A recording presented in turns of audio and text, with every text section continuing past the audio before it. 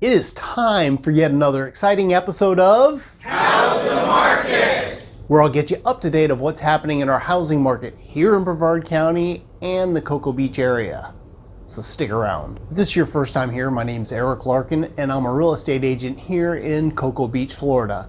And when I'm not making regular videos like this, I'm helping people buy and sell real estate. So if you have plans of making a move and you have any type of questions, I'm here to help. Let's get on with this housing market update. Changes are happening. I was saying all last year that insurance and the rise in insurance rates are going to have an impact on our real estate market.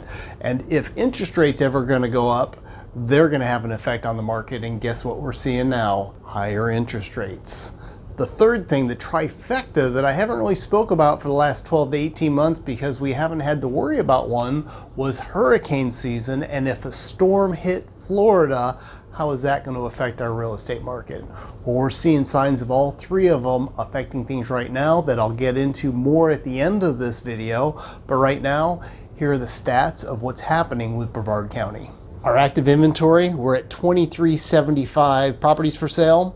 We sold 1127 in September, putting us at just over a 2-month supply.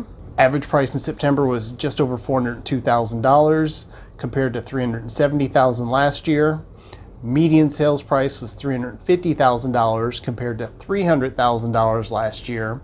And the list to sell ratio is at 95%. Average price per square foot, $231. Took 17 days on average to sell a home, and 404 of the properties sold happened in 7 days or less. We had 30 properties sell for over $1 million.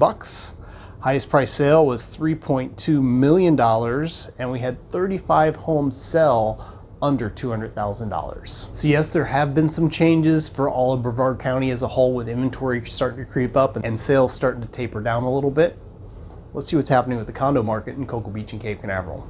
Right now, our active condominiums, we have 98 properties for sale between $145,000 and $2.5 million. We had 52 condos sell last month, which puts us at under a 2-month supply of condos for sale. Average sales price was $436,000 compared to $304,000 last year. Median sales price was $385,000 compared to $235,000 last year. Average price per square foot, $344. Took on average 24 days to sell, and we had 5 condominiums sell for under $200,000. For best-selling complex, not one really stood out. We had several condominiums that had 2 sales each. So condo sales, Cocoa Beach, Cape Canaveral are kind of holding steady, just a little minor change here and there. Sales are actually up in September versus July or August that we just recently went through. So let's take a look a little closer at what's happening with single family homes in Cocoa Beach and Cape Canaveral. Active inventory for single family homes, we're at 38 properties, ranging from $450,000 to $2.5 million. We had 14 homes sell in September, ranging from $415,000 to $2 million. And that puts us at under a 3-month supply of homes for sale. Average sales price last month was $940,000 compared to $950,000 the year before. So we had a slight decrease in average prices, but the median price was $735,000 last month compared to $560,000 September 2021. Average price per square foot, just over $408. Average days on market, almost 41 days. We did have 2 homes sell for under $500,000, and we had 4 properties sell over $1 million. So what exactly is happening with the real estate market? In March, our active inventory was just over 800 properties. Here, ending the month of September, we're almost at 2,400 properties, so that's like a 300% increase. Our sales here in September, we had under 1,200 properties, which is one of the slower Septembers we've seen in some time.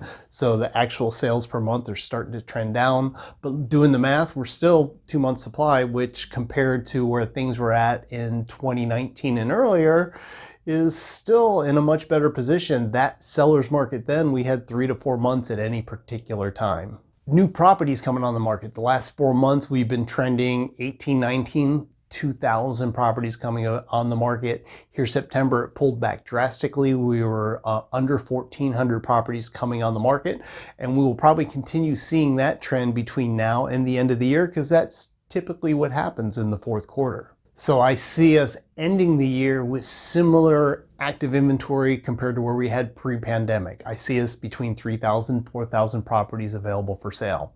And if we continue with the 1,000, 1,100, 1,200 properties closing every single month, which we probably should be seeing that, then we're gonna be right back at the 3 to 4 month supply, which again is still considered a seller's market.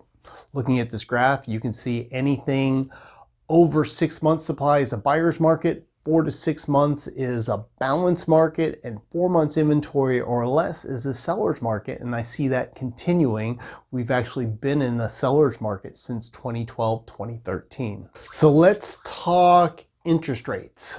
We were fortunate at the beginning of the year, and the last several years we've had rates at or below 3% at any given time. The spring it bumped up to about 5%. And we did see an immediate slowdown for about 4 to 6 weeks until buyers got used to seeing a 5% interest rate when they had gotten pre-qualified. Now rates are trending closer to the mid to high sixes. I've seen over 7% with some pre-qualification letters, and I think that's going to give us a little natural slowdown anyway going into the fourth quarter, where things tend to trend slower anyway. Insurance certainly has been a factor in regards to cost and price, as they've been going up dramatically over the last 12 to 18 months. And I don't see that changing anytime soon because of everything that happened in Southwest Florida with Ian coming to town and doing the damage there. Trends that I have been seeing here locally in our market, if you're buying an older home, which most of the homes that sell here in Brevard County were built in 1992 or earlier, so you're over 30 years old, you're going to have to get a 4-point inspection and a wind mitigation report. Insurance company prices on older roofs that have 5 years or less are definitely going up in price significantly if you can even get coverage available or offered to you. So if there's any type of silver lining for buyers that are considering a move and buying a property, the good news is you have more properties to choose from. There's a larger selection, there's more inventory. Prices are more flatlining, maybe still going up. Possibly we're going to start seeing some declines, so that'll give you some negotiation power. The good thing is, even though there are some multiple offers that are happening, you're not competing against 10, 12, 14, 15 offers or more. If there is multiple offers, it's you and one, maybe two other people is what I've seen here recently. Other good things for buyers are inspection periods. You're able to get 7 to 10 days in order to get your home inspection done. If things come up during the home inspection, you're able to do some negotiations and maybe have the seller take care of some things either with a credit or doing the actual repair.